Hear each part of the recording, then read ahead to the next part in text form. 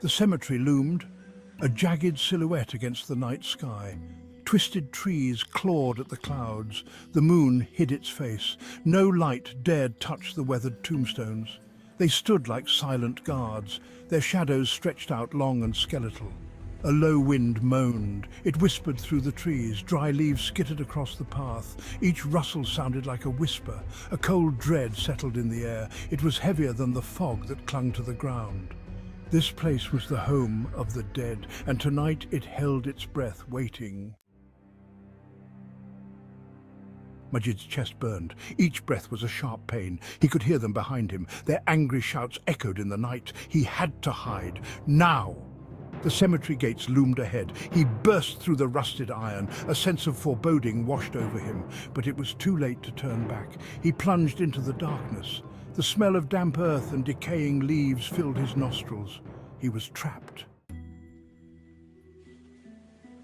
He stumbled, tripping over an uneven stone. He cursed under his breath. His pursuers must not find him. He had to disappear, like a ghost. Majid pressed himself against a towering monument. Its cold stone chilled him to the bone. He held his breath, listening. The pounding of his heart filled his ears. A twig snapped in the distance, then silence. He waited. Was it his imagination, or did he hear a soft whisper? The hair on the back of his neck prickled. He could feel eyes on him, watching. He slowly turned his head. His breath caught in his throat. A pair of glowing eyes blinked at him from the shadows. He squeezed his eyes shut. Just his imagination, that's all. He opened his eyes again. The eyes were gone. He was alone, or was he? The cemetery felt different now, alive. It was closing in on him.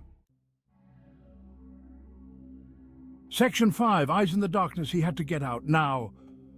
Majid pushed himself away from the monument. His legs trembled. He had to stay strong. He had to escape. He took a step and froze. The glowing eyes were back. This time there were more, dozens of them. They flickered among the trees, surrounding him. He was trapped. Their silent gaze held him captive. Section 6, cold fear. A cold dread washed over him. His blood ran cold. He was paralyzed with fear. The eyes moved closer, floating, unblinking. They were coming for him. Majid stumbled backward. His foot caught on a root. He fell, landing hard on the cold, unforgiving ground.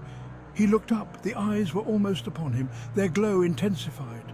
He could feel their icy stare piercing his soul. He scrambled to his feet. He had to run, anywhere. But his legs wouldn't move. They felt like lead. He was rooted to the spot. Terror held him prisoner. He had to do something. He couldn't just stand here and wait. He had to fight. But how do you fight a pair of eyes? He looked around frantically. There had to be a way out. The cemetery gates. They were his only chance. If he could just reach them. He took a step towards the gates. The eyes followed his every move.